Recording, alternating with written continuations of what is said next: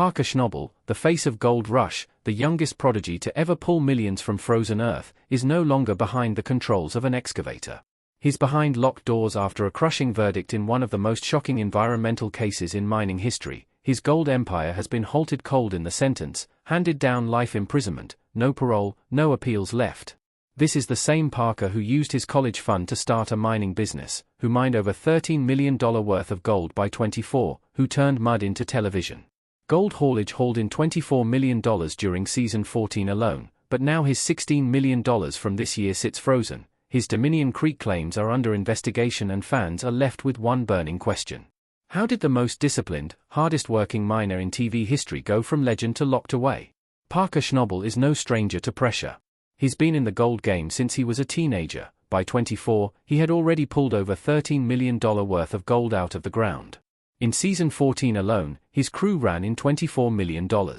And now in season 15, with the price of gold soaring higher than ever, he should be sitting pretty, but instead he's on the edge of a financial disaster, a breakdown, and now something much darker, because somewhere between chasing ounces and chasing legacy, Parker makes one decision, one that changes everything.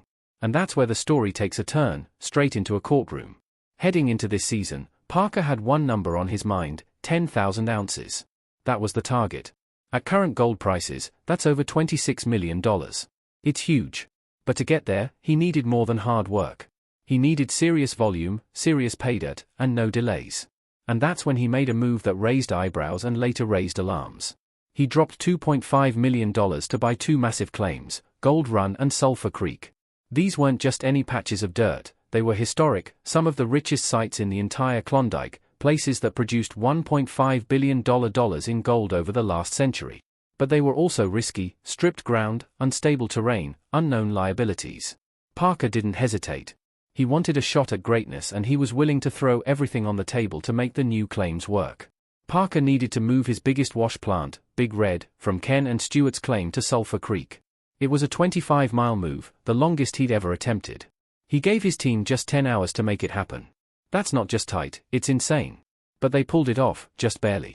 Mechanics scrambled to fix broken parts, Tyson Lee pushed the logistics, and Big Red was finally up and running. For a moment, things looked good, really good. In just 4 days, Big Red pulled in 290.050 ounces worth $766,000, and another 276.010 ounces from Rock Truck at Eureka Cut, and Parker's team crossed the 6,000-ounce mark, $16 million on the books. And just like that, the gamble looked smart. But behind the scenes, the clock was ticking. The deeper they dug at Dominion Creek and Eureka Cut, the more issues surfaced. Big Red, Parker's workhorse wash plant, gave out after 12 seasons and over $53 million in gold. Retention bars snapped, shutting the whole operation down. That plant had brought in 34,300 ounces over the years, and now it was gone. With just Slucifer and Rock Truck running, Parker's margin for error disappeared. He needed everything to go right, but everything didn't. What you didn't see on TV was the legal trouble already brewing. In the rush to expand his claims and extract every last ounce before winter, Parker made deals fast. He purchased neighboring claims under a private contract that skipped over environmental review steps. And the moment his team broke ground at Sulphur Creek, questions came. Questions about permits, about the disturbance of a protected waterway, about old fuel tanks buried on the property, questions that didn't have clean answers. You probably didn't notice the first signs: a delayed inspection, a quiet visit from government officials. But the red flags were there. And as Parker pushed harder, running operations 24/7, hauling thousands of yards of gravel through protected areas, those red flags turned into subpoenas.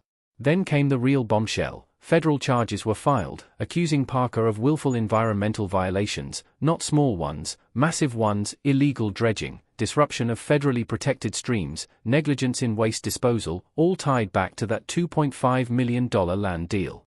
And when prosecutors dug deeper, they found more: missing documentation, permit overrides, and worst of all, falsified inspection reports signed by subcontractors allegedly under Parker's direction. Suddenly, the show was no longer about ounces, it was about evidence. Prosecutors argued that Parker knowingly pushed his operation beyond legal limits to meet his 10,000-ounce goal, that he cut corners, ignored warnings, and put the environment and public safety at risk. In court, the numbers were damning: 68 documented violations, more than $3.1 million in unauthorized site alterations, contaminated soil around equipment zones, and over 8,000 gallons of hydraulic fluid unaccounted for. Parker's defense team tried to pull the emergency brake.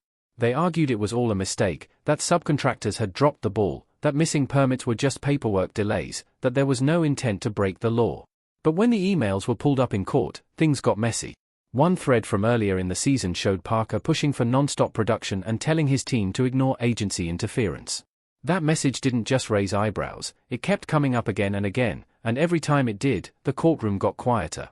Then the case shifted. A former crew member, who had left halfway through the season, stepped forward with claims that Parker knew exactly what he was doing, that he had been warned multiple times about the incomplete paperwork and potential violations, that he went ahead anyway.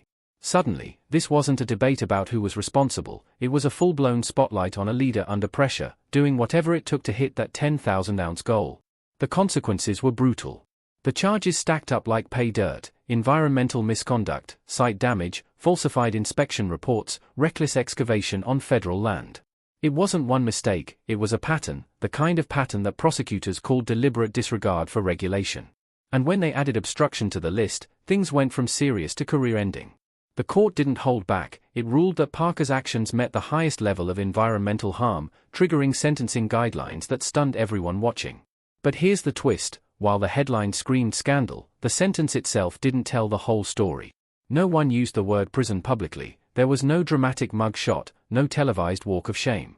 Instead, Parker vanished from the spotlight, quietly, discreetly. Rumors flew, some said he was negotiating restitution, others claimed he was in protective custody. But nobody had answers, and in that silence, it spoke louder than anything. This was Parker Schnabel, Discovery Channel's golden boy, the kid who started mining when he was a teenager, who had pulled in more than $13 million worth of gold by the time he was 24, who led 8 spin-offs including Gold Rush, Parker's Trail, who had hauled in $24 million in season 14 alone, and now nothing, not even a word. The weird part is, Parker wasn't the flashy type, he never lived like a celebrity. He didn't own mansions or designer cars. In fact, at the height of his success, he admitted to sleeping on a friend's couch in LA. He didn't blow his money on status symbols, instead, he spent it on memories, trips with his dad, hunting weekends with his crew.